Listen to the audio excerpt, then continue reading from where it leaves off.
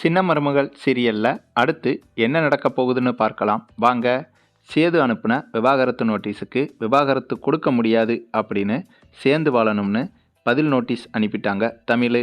அதே சமயம் தமிழ் பஸ்ஸில் போகும்போது யதார்த்தமாக அந்த பழைய காதலனோட செல்ஃபி எடுத்த விஷயத்த இந்த வேகு பார்க்குற பொம்பளை வீடியோ எடுத்து அதை சாவித்திரிக்கு அனுப்பிடுது. சாவித்திரியும் இதுதான் சாக்குன்னு அந்த வீடியோவை கொண்டு போய் சேதுக்கிட்ட காட்டி தமிழை பற்றி என்னென்ன இல்லாததையும் பொல்லாததையும் சொல்ல முடியுமோ எல்லாத்தையுமே சொல்லி சேதுவை மேற்கொண்டு தூண்டி விட்டுருது.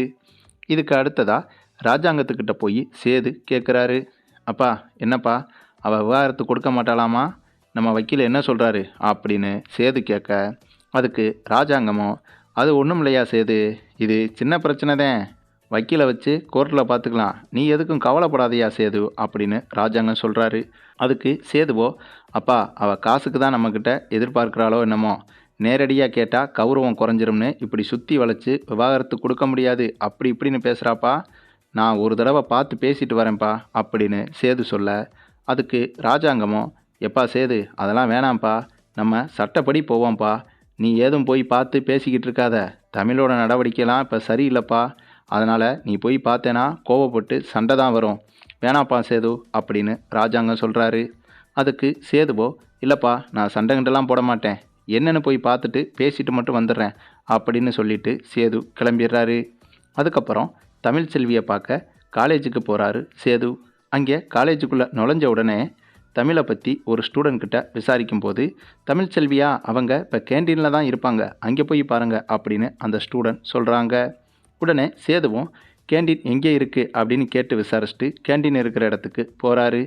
அங்கே பார்த்தா யதார்த்தமாக தமிழும் தமிழோட ஃப்ரெண்டு ஜெனியும் சாப்பிட்டுட்டு இருக்கும்போது அந்த கேண்டீன் நடத்துகிற பையன் தமிழுக்கிட்ட யதார்த்தமாக பேசிக்கிட்டு இருக்காப்புல. இதை பார்த்த சேதுவுக்கு சாவித்திரி ஃபோனில் காட்டின எல்லா விஷயமும் ஞாபகத்துக்கு வந்து ரொம்பவும் கடுப்பாகுது. உடனே கடுப்பில், ஏய் உங்ககிட்ட ஒரு நிமிஷம் பேசணும், இங்கே வா அப்படின்னு சத்தமாக தமிழை பார்த்து கூப்பிட்றாரு சேது. இதை பார்த்த கேண்டீன் நடத்துகிற பையனுக்கு சேது யாருன்னு தெரியாமல், அதாவது சேது தான் தமிழோட புருஷன்னு தெரியாமல், ஏய் யாரியா நீ கேண்டீனுக்குள்ளே வந்து சத்தம் போட்டுக்கிட்டு இருக்க அப்படின்னு இந்த பையன் சேதுவை பார்த்து கேள்வி கேட்க, உடனே சேதுவுக்கு கோபம் பழியாக வந்துடுது. அதே சமயம் அந்த பையனும் சேதுவுக்கு பக்கத்தில் வர, சேதுவோ அந்த பையனை பார்த்து, நான் அவளை கூப்பிட்டா உனக்கு என்னடா, நீ என்ன பெரிய ஹீரோவா, திடீர்னு குறுக்க வர, படிக்கிற பிள்ளைகளுக்கு சாப்பாடு போடுறவன் தானே நீனு, அதை மட்டும் செய்டா, படிக்கிற பிள்ளைய கூட சேர்ந்து லூட்டி அடிக்காத அப்படின்னு சேது சொல்கிறாரு. உடனே இந்த கேண்டீன் நடத்துகிற பையனுக்கு கோபம் வந்துடுது. அதுக்கப்புறம் சேதுவை பார்த்து, ஏய் நீ யாரு, நான் லூட்டி அடிக்கிறத நீ பார்த்தியா, இஷ்டத்துக்கு பேசிக்கிட்டு இருக்க அப்படின்னு சேதுவை பார்த்து இந்த பையன் கோபமாக கேட்குறாரு. அந்த சமயம் சேதுவுக்கு இன்னமும் கோபம் வந்து அந்த பையனை ஓங்கி கன்னத்திலேயே அடிச்சு போடுறாரு. இதை பார்த்த தமிழும் தமிழோட ஃப்ரெண்டு ஜெனியும் அப்படியே ஷாக்காகி நின்றுடுறாங்க. அதுக்கப்புறம் இந்த கேண்டீன் நடத்துகிற பையனோட ஃப்ரெண்ட்ஸுக எல்லா பேரும் சேதுவை அடிக்கிறதுக்கு ஓடி வராங்க. அதே சமயம் காலேஜுக்குள்ளே வச்சு சேது இந்த பையனை அடித்ததுனால ஒட்டுமொத்த ஸ்டூடெண்ட்ஸும் மொத்தமாக சேர்ந்து சேதுவை அடிக்க வராங்க. அந்த நேரத்தில் மொத்தமாக ஒரு 50 பேர்கிட்ட சேதுவை அடிக்கிறதுக்கு ஓடி வரும்போது திடீர்னு தமிழ் குறுக்க போய் நின்று, யாரும் பக்கத்தில் வராதீங்க, இது எங்கள் குடும்ப விஷயம் அப்படின்னு தமிழ் சொல்ல, அப்போ தான் அந்த கேண்டீன் நடத்துகிற பையனுக்கு வந்திருக்கிறது தமிழோட புருஷன்னு தெரிய வருது.